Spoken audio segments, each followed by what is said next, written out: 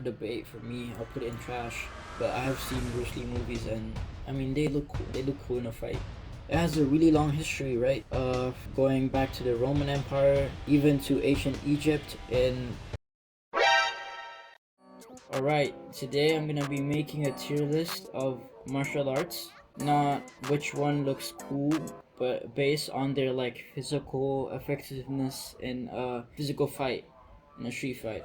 Every style has their value, okay? I'm not disrespecting any martial arts, but let's rank them today.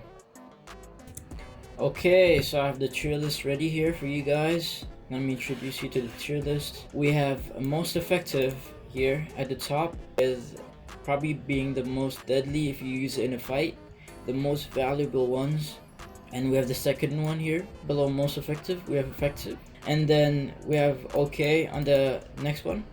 We have meh, and for the last one we have the worst ones of the bunch, which is trash, which would be the least valuable martial arts in these group of martial arts. Let me introduce you to the martial arts here. We have mixed martial arts, MMA. We have Brazilian Jiu-Jitsu, BJJ. We have Muay Thai. We have Kung Fu. We have Karate. We have Taekwondo. We have also Judo. We have Krav Maga. We have Aikido. We have wrestling and kickboxing and boxing.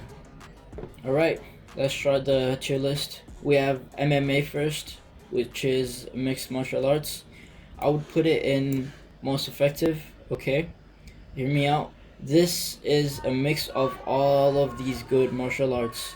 So, MMA, the most effective way to use it would be one trekking and one ground martial arts. So, let's say it was Muay Thai and BJJ, or karate and judo, okay? So MMA, I would put it in the most effective tier because it is very deadly if you use it correctly, and also it combines the striking, the grappling, the clinching of all of these best martial arts and put them together into one martial arts. I would say that is MMA. So if you have a friend that trains MMA, I bet they're really hard and it's very deadly. Next up in the tier list, we have BJJ, Brazilian Jiu-Jitsu. So I would put Brazilian Jiu-Jitsu in the effective tier below MMA. Once you hit the ground in Brazilian Jiu-Jitsu, it gets scary and it gets deadly really fast in a fight. A fight usually starts standing, right?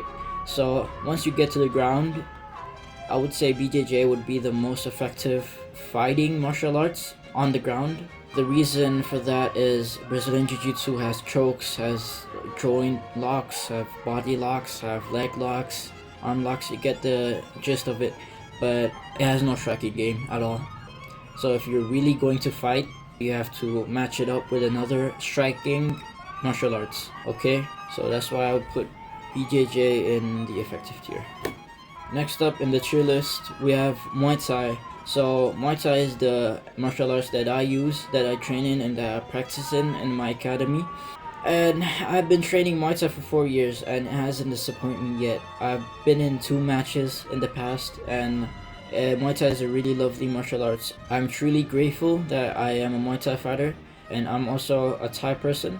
So that's why I train Muay Thai, because it's really prevalent here. So I'll put Muay Thai in most effective. Muay Thai, it's also called the art of 8 limbs because it uses all of your 8 body parts. So elbow, knees is included in the category if you fight in Muay Thai. There is no ground game in Muay Thai, unfortunately, but close to that is clinching. Unlike boxing clinching, you primarily use your knees instead of your punches. So in practice, what I do during clinching is I use the inner thigh and hit the person's side here and condition their sides to make them stronger in the real fight, because during the real fight you won't be using your inner thighs.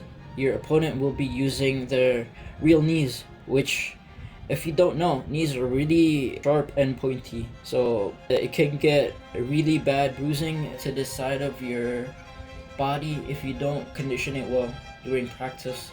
That's how I drill clinching in my club. So I would put Muay Thai as the most effective behind MMA. MMA has, a mix of everything.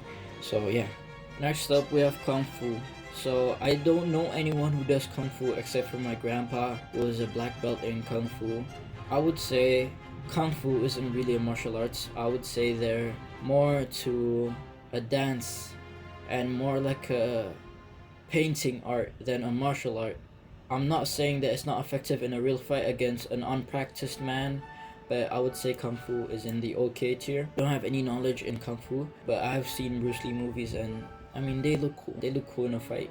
I guess the sweeping may be God tier, I don't know, but that's what I see. So Kung Fu, I'll put it in okay tier.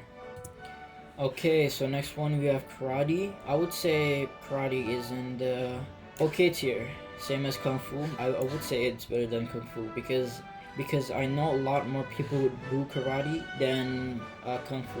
One of my friends, they're really tall. I would say because of karate. I went to a karate class with them and they have really long legs. They have really stretchy legs and really strong legs as well. Because in that class, I only train kicks. Maybe some punching here and there, but not that much. The focus on that class was really only kicking, and most of my friends who do karate, they have really big thighs because of the conditioning they're used to in their clubs and gyms. So I would say karate is really good for your legs if you're trying to train legs, but not so much in striking. Okay, so next one we have Taekwondo. I have a lot of Taekwondo friends as well karate. I would put Taekwondo in the same tier as karate and Kung Fu. I feel like they're in the same category of usefulness. Again, Taekwondo, they really focus on their legs as well. I would say they have punches. I would say they have no clinching at all. So that's Taekwondo. I've been putting on the okay tier. Me personally, I haven't tried Taekwondo. I've only tried karate, and it's for my friend. But I'm looking forward if anyone wanna invite me to a Taekwondo class, Taekwondo gym. I heard it's really fun. Taekwondo okay tier. Next up, we have Judo. I would put Judo in the effective tier next to BJJ. So Judo, their throws are really devastating. If you know any of your friends who does Judo, just ask them. The throws in their gyms and classes, it really hurts. But the problem with Judo is that you have to combine them with another martial arts. It's not like a standalone martial arts where you can just train Judo and experience striking or grappling, but Judo is a throwing martial arts combined with another martial arts like a striking one. It's really powerful for throws. Maybe during a Thai clinch, you're throwing knees up in the air and your opponent just suddenly throws a judo throw. It's really devastating for you. We have Krav Maga. I would put Krav Maga, no debate for me, I'll put it in trash because Krav Maga, from what I know, only trains on your survival instincts. It's not really a martial arts. It trains on your survivability. So as a soldier, I would say, it's really good. But for fighting purposes on the street, if you're trying to get into prison, I would say use Krav Maga. Krav Maga, it's useful for survival awareness, but in a sparring sense, there's really no sparring at all. So you can't train sparring using Krav Maga, from what I know. It might be controversial for you, but I would put Krav Maga in trash. Doesn't mean it's not effective, but that's where I put it. Okay, next one is a really niche martial arts, Aikido. So Aikido, I'll put it in the meh tier because I guess Aikido, you need cooperation from your other opponent, which wouldn't make sense from your point of view. If you're fighting them, why would you need cooperation from them, right? And also you need timing in Aikido, so when you're pressure tested with these other fighters here, Aikido loses, okay, because it needs timing, perfect timing in Aikido. Aikido is also a throwing martial arts like Judo, but I would say Judo wins here because of Aikido's, again, cooperation from the other opponent. Aikido in meh. We have the we have wrestling as the next martial arts. So from what I know from wrestling is that it has a really long history, right? Going back to the Roman Empire, even to ancient Egypt in color paintings. So I'll put wrestling in effective tier. It has no flashy strikes, but on the ground you have really good control of your opponent, and it also gives you a sort of different discipline as these other martial arts from what I've seen from fighters, and also the conditioning and the training you get from gym or club from the other martial arts is like none to other. So I would put wrestling in the effective tier. We have kickboxing as the next. I would put kickboxing in the same tier as wrestling, just because if you pressure tested it with Muay Thai and MMA, kickboxing would lose. You're already training your legs and your hands, why wouldn't you just do Muay Thai if you're doing kickboxing? But based on effectiveness, okay? I would put kickboxing in effective. It has really solid striking, and if you do kickboxing, you have a really solid sense of balance. Okay, next up we have a popular martial art here, boxing. I would put boxing at most effective. It's better than kickboxing because you're only focusing on your hands and really going all out on your hands. I would say boxing has a really rigorous training schedule, unlike some of these martial arts. And you have elite footwork, you have elite hands, and it's easily the best punching martial arts out of all of these. Alright, let's go through all of these. We have most effective tier with MMA, Muay Thai, boxing.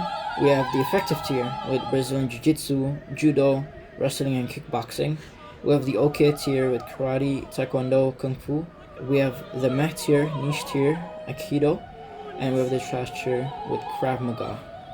Alright, that concludes my tier list. I hope you liked the video. And again, this is about real world effectiveness.